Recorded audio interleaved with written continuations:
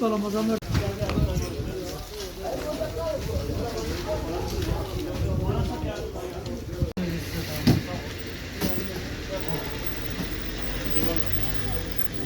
Kolileri yapsana şey indirdi ya üstüne mi atıyor?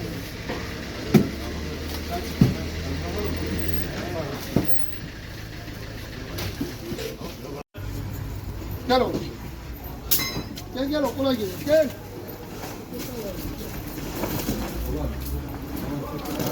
Şey. Biraz daha. Tamam yeter.